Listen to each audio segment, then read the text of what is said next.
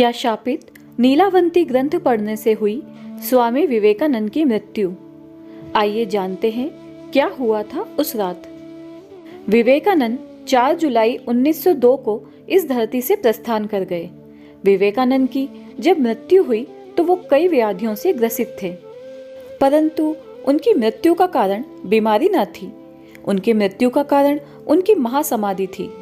कई लोग फिर भी उनकी मृत्यु का कारण शारीरिक व्याधियों को ही मानते हैं।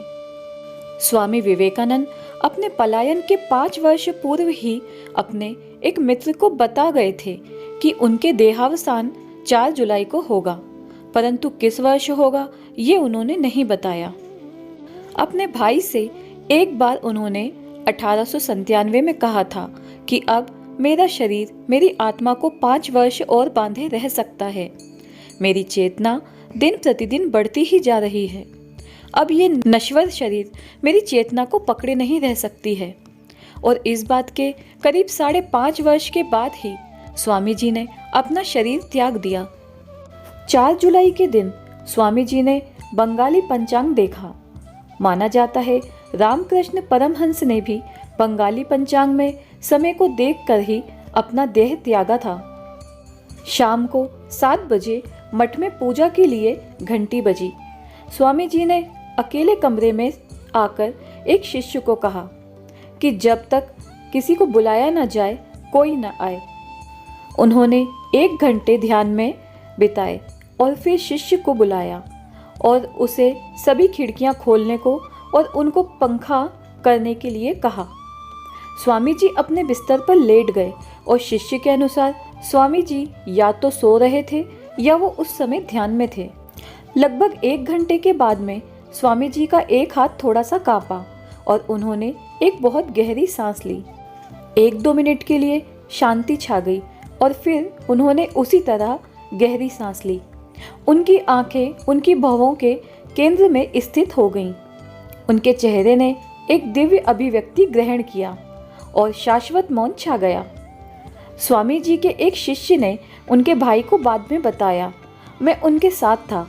उनके नाक में, उनके मुंह में, उनकी आंख में थोड़ा थोड़ा खून था।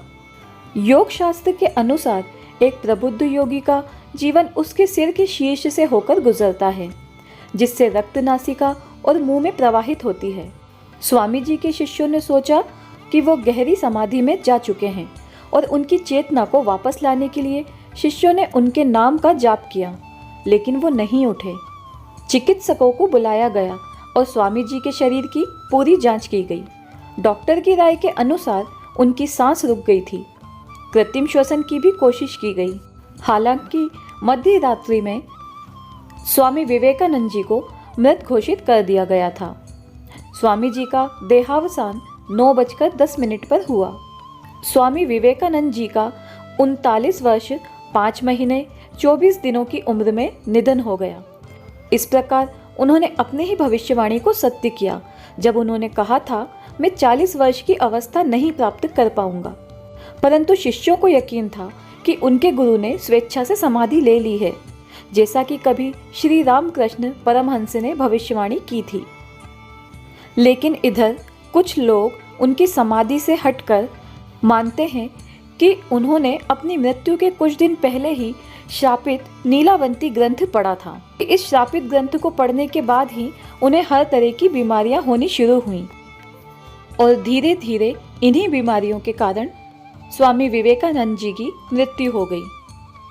स्वामी विवेकानंद जी की मृत्यु के पीछे उनकी समाधि थी, उनकी बीमारियां या फिर श्रापित नीलावंती ग्रंथ, ये बात तो उनकी मृत्यु के साथ ही खत्म हो गई। आज के लिए बस इतना ही। धन्यवाद।